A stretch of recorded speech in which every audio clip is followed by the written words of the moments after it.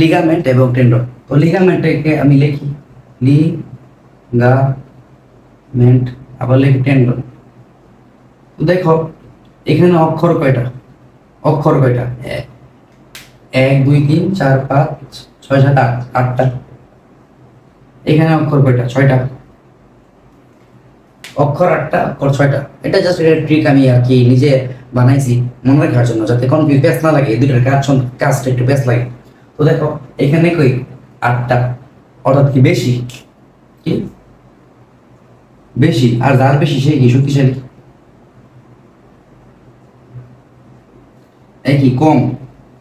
কম বলতে আর কি লিগামেন্টের তুলনায় কি অক্ষরের সংখ্যা কম, কম মানে কি কম শক্তিশালী।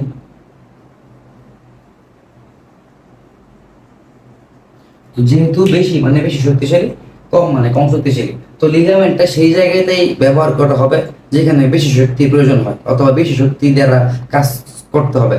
আর টেন্ডনটা ওই রকম জায়গায় প্রয়োজন হবে যেখানে লিগামেন্টের তুলনায় কম শক্তি লাগবে। তার মানে না যে একবারে কম শক্তি লাগবে, আর কি লিগামেন্টের তুলনায় কম শক্তি খরচ হবে। তো লিগামেন্টটা থাকে অস্থি প্লাস অস্থিতে। অস্থি প্লাস অস্থি মানে কি? দুইটা অস্থির সংযোগস্থলে। আমরা আমাদের দেহটাকে ধরে রাখছে অস্থি, দেহের ভারসাম্য রক্ষা করে অস্থি। তো দেহের এই অস্থির উপর ভর করে আমরা কিন্তু আমি দাঁড়ায় রয়েছি, বুঝছো? তো দেখো এখানে আমি যদি হাতটা মানে উপরে তুলি, তার মানে কি অস্থি, অস্থি প্লাস অস্থি, যে এই যে জয়েন্ট, এই জয়েন্টে মূলত কাজ করে লিগামেন্ট। টেন্ডনটা কোথায় থাকে? টেন্ডনটা থাকে অস্থি প্লাস পেশি।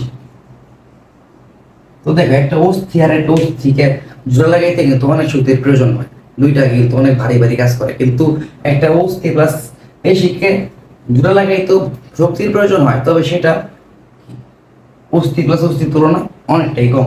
তার মানে এটা যেহেতু কি অক্ষর সংখ্যা বেশি, শক্তি বেশি, তাই এটা কি দুইটা অস্থিকে জোড়া লাগায়। আর এটার অক্ষর সংখ্যা কম, শক্তি কম, দুইটা কি অস্থি প্লাস মাংস বেশিকে জোড়া লাগায়। তো এটা ছিল মূলত লিগামেন্ট আর